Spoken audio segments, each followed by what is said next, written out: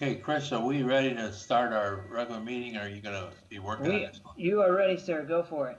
Okay, it's 6 o'clock. Try to speed up the process a little bit. I'll call roll. Joe Plank is here. Doug Holtz, Here. Jill Doyle, Here. Bob Beaudry, Here. Melissa Risk. Melissa Risk. Okay, let's try Rebecca Ogle. Okay, we do have a quorum of four. If Melissa and Rebecca can hear me, just let me know when you're signed in and you're ready to roll. We'll add you to the quorum. First item on the agenda is the presentation, which Chris and John are working feverishly to try to get it to work. You want me to skip over this one, John, and for the time being, or you're going to give it a shot? Yeah, I think we're just going to give it a shot here, Joe. Okay, go ahead. We'll hold tight.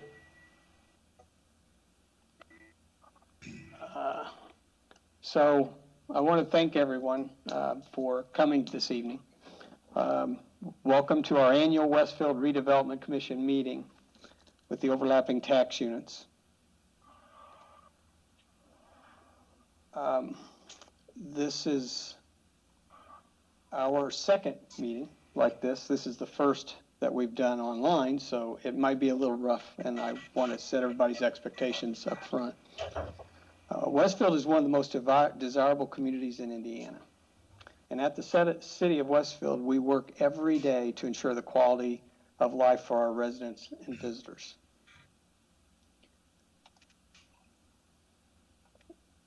That work includes providing police and fire services, inspecting buildings, building roads, plowing roads, providing trash service, attracting new business, investing tax dollars wisely. Our investment philosophy is intentional, it's practical, and it's future focused. Communities use many tools to grow, and some of those tools include voter-approved referendum, tax abatements, and tax increment financing, or TIFs. We're going to talk about that piece of the puzzle today. Our TIFs helps us to invest, it helps our investment strategy by doing three things: build a sense of place, attract diverse businesses, and build a brand that tells the Westfield story about families and businesses. Since becoming a city, the city has seen more than $1 billion in economic growth in constructed and projects on the to be constructed. And you can see there's quite a variety, which is part of that diversity of businesses that we're striving for. We currently have the following TIF areas, or economic development areas, in the city of Westfield: 146th Street, Aurora, North Point, Eagletown, East Side, Grand Junction, Lantern Commons, Main Street, South Side, and Spring Mill Station.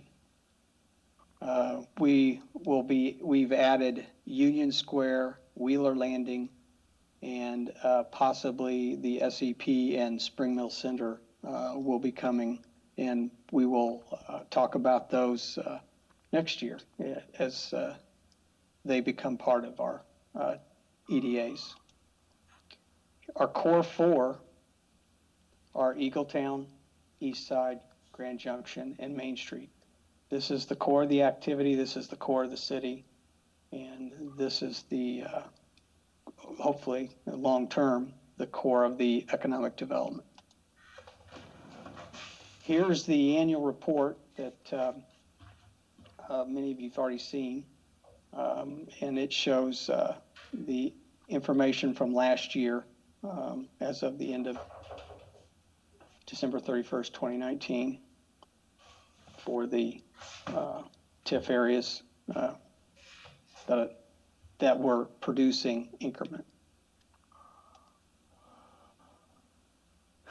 The way EDAs work is once an EDA is designed, as businesses come to that area, the tax increment is invested back into the project, community, and improvements, such as facade improvements or infrastructure like roads and trails. EDAs are a valuable tool to attract business. And it also benefits the taxpayer, and we'll talk about how. When an EDA is initiated, the base assessed value is determined. As the investment occurs in that area, the AV, assessed value growth, is captured and reinvested, but the base AV, assessed value, still goes to the other taxing units like schools, libraries. The TIF is used across Indiana and is proven to help and attract businesses. Now we're going to go to this a slide that, or a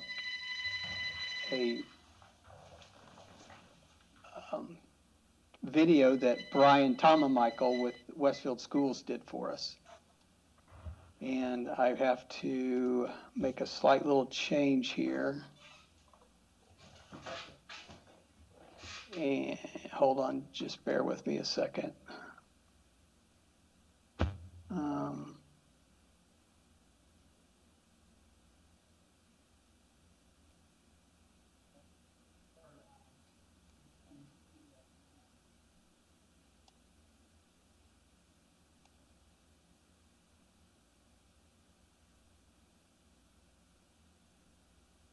I'm almost there, guys.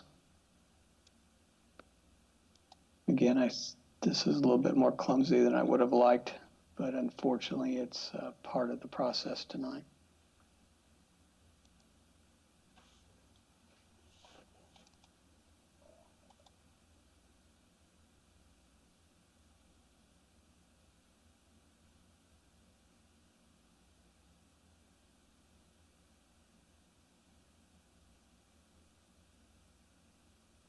It's currently loading.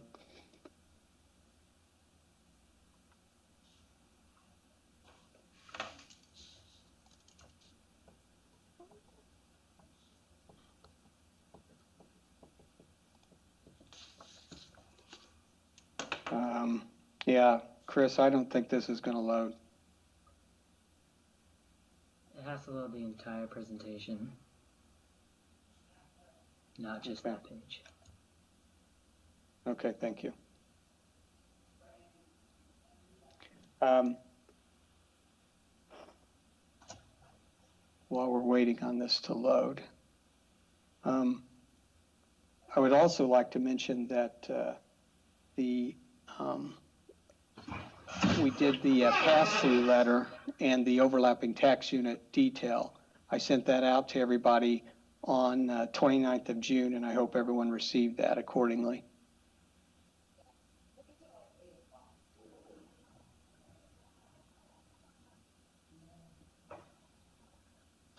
Or maybe it won't load. I'm not sure. Yeah, Chris, I'm just telling you, I don't think it's going to load.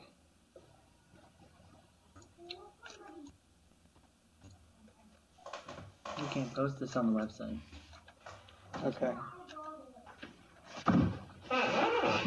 Okay, well, because we want to take, we want to be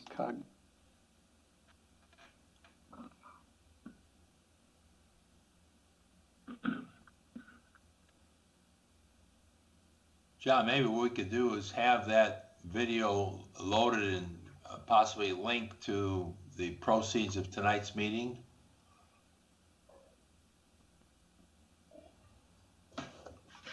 Joe, this is Zader. Yeah, I agree with you. I think that the setup of this meeting goes much farther than was necessary to accomplish the goal. If he has a presentation that can be uploaded in a site referenced in the minutes, I believe, John, you already sent out written information, all the underlying taxing units.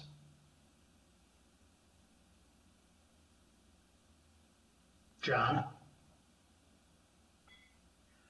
said he left the meeting, so I'm not sure if we've lost him here, Brian. All right, Joe, let's just skip this item and move on with the rest of the business.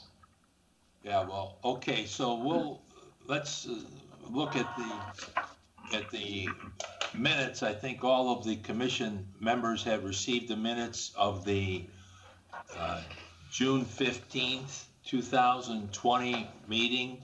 Are there any questions or corrections or changes to those minutes?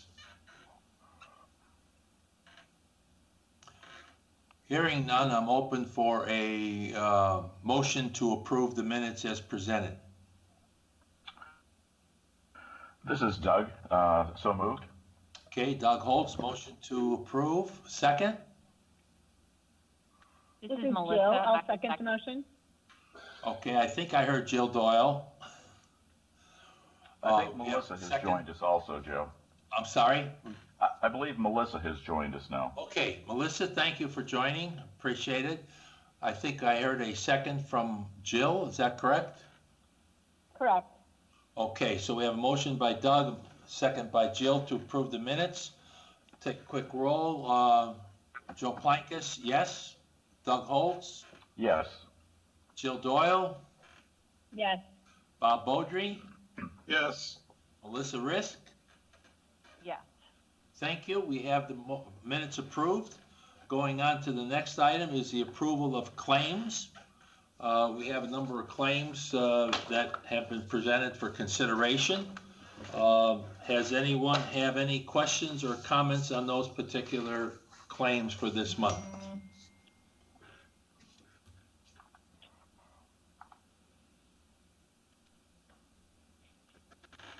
Okay, hearing none, I'll look forward for a motion to approve the claims as presented. This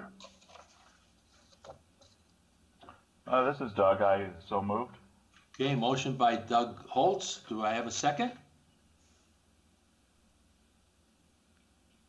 This is Melissa. I will second. Second by Melissa Risk.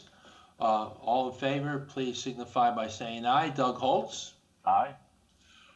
Melissa Risk, Aye. Jill Doyle, Aye. Bob Beaudry, Aye. and Joe Plankus, aye.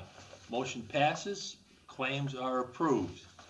Next item on the agenda is presentation on Imeg proposal for value engineering and construction administration services for Grand Junction Plaza.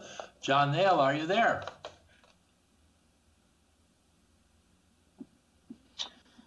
Joe, I don't think John is on. This is Jeremy Lawler, Director of Public Works. I will go Okay, ahead you can and handle it then, Jeremy? I can probably handle it. That'd be great.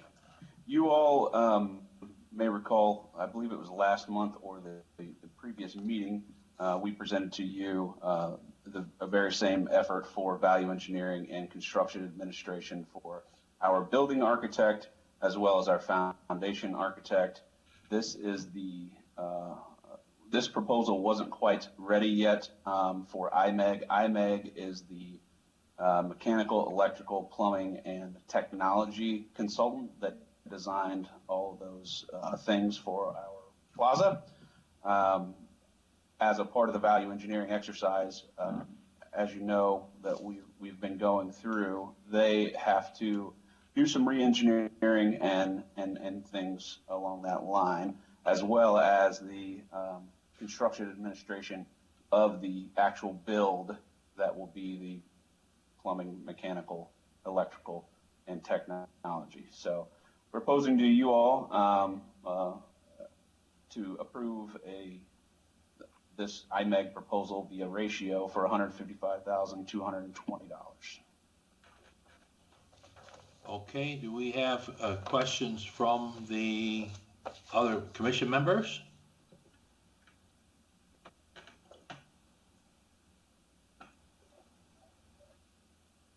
Okay, hearing none, I'm open for a motion for approval. This is Jill. I'll make a motion to approve. Okay, motion by Jill Doyle. Joe Plankus, I will second that motion. We'll take a roll call. Doug Holtz, Yes. Jill Doyle, Yes. Bob Beaudry, Yes. Melissa Risk, Yes. Joe Plankus, yes.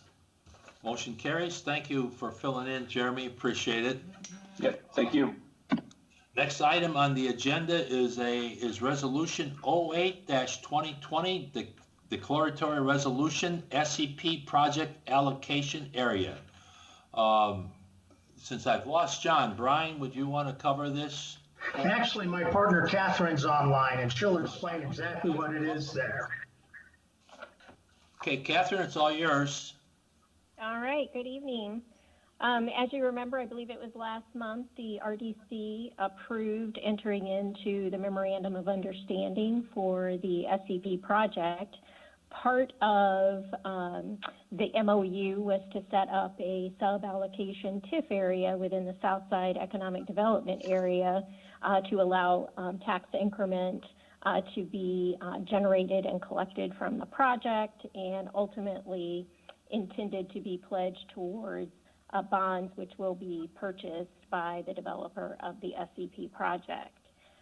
So this resolution begins that process of establishing the allocation area for the SCP project.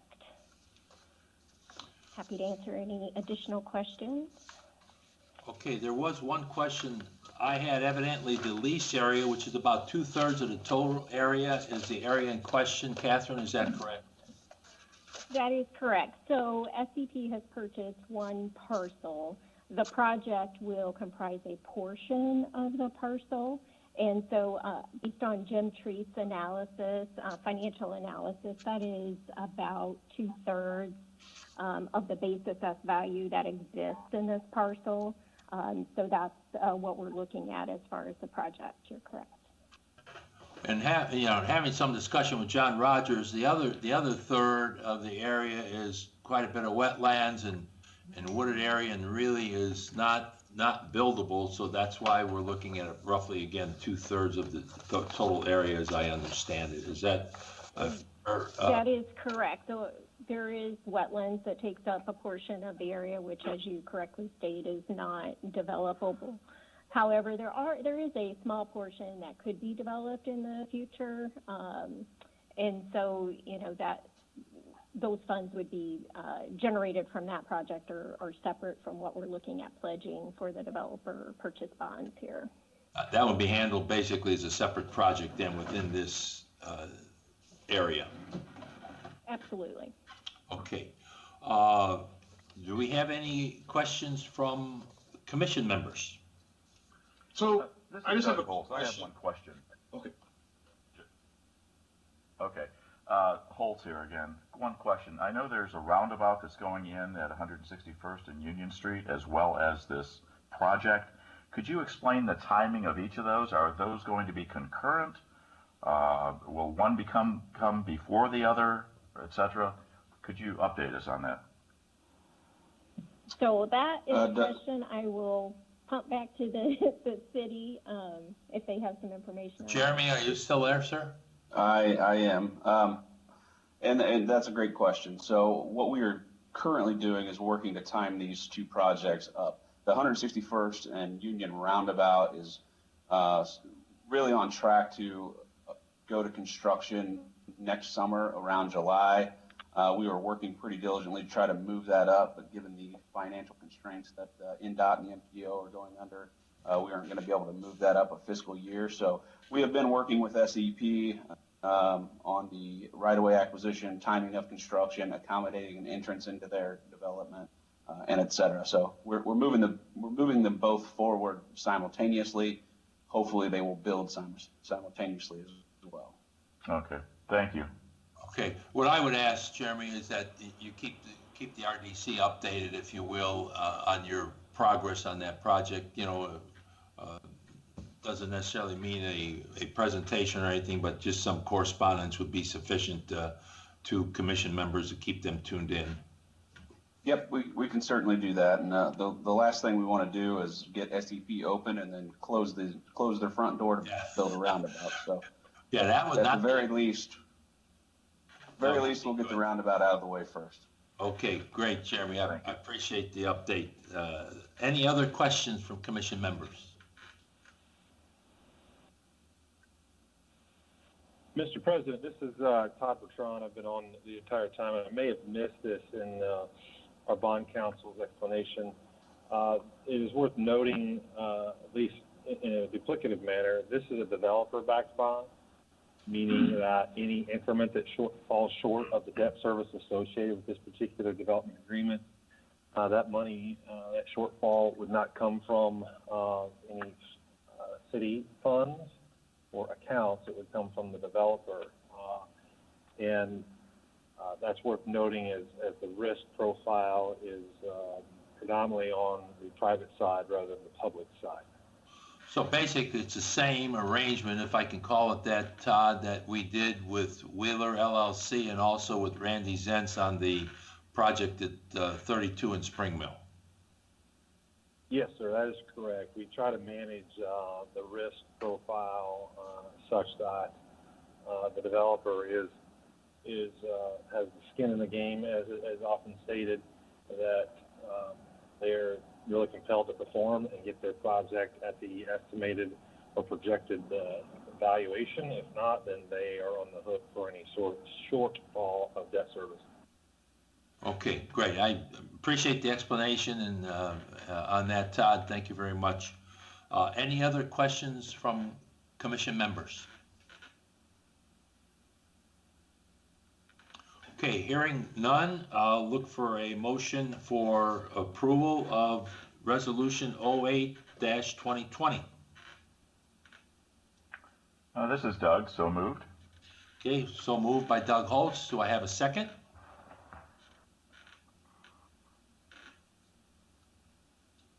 This is Jill. I'll second.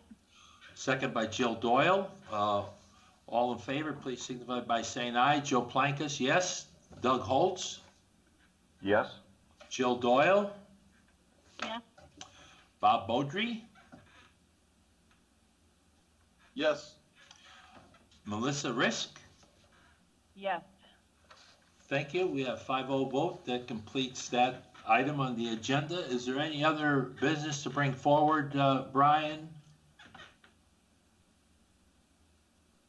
Actually, did John get back on? John Rogers, are you there? Yes, I am. Okay. Any John was just going to hit the highlights of the overlapping taxing districts information. Yes. I'm not sure where we left off. Well, we got up with the video, John. So there's, I know you have other slides beyond that. Yeah, okay, so we'll start with that. Great. Hold on. Okay, so are you seeing my screen now? No, I see a bunch of names of who's online.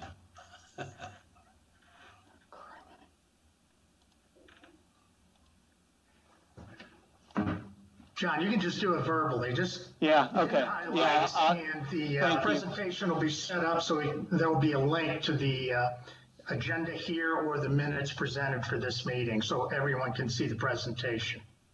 thank you, Brian. In short, we've had a lot of great growth in the city, and we've leveraged the growth through these EDAs, through these Tif areas, these economic development areas. And that has yielded the companies that were on this slide I showed early on in the presentation. Going forward, what we would like to do is continue to work directly with the RDA and continue to on this same path of growth in the very near future. Now, we do realize, and this was one of the last items we wanted to cover, we do realize there are a lot of unknowns out there right now, but we feel that we've positioned ourselves based on the growth in the past and what we have planned near term to continue the growth in a very, very positive fashion over the next, over the near term anyway. But again, we invest with purpose, and we'll continue to do that. Okay, anything else, John? No, really, that was, the majority of the slides were basically covering the basics of the TIF process, or the EDA and TIF process. Okay, just as a piece of information for commission members, I've asked John for, before next month's meeting, to get out a summary of where we stand on the various TIF districts' cash flow through the first 6 months of the year. So John will have that coming out to us sometime in the next couple of weeks. And again, if you have questions on that, please don't hesitate to ask John, and then copy the other members of the commission so we can see any of the questions that might be asked. John, anything else for the good of the order tonight, or Brian? I do not have anything. Not a thing, Joe. I think we're set. Okay, good. Hearing no objections, we'll adjourn the meeting for this evening. Thank you all for clicking in. Appreciate it, and have a good evening. Thank you very much. Thank you. Thank you all. Night. Good night.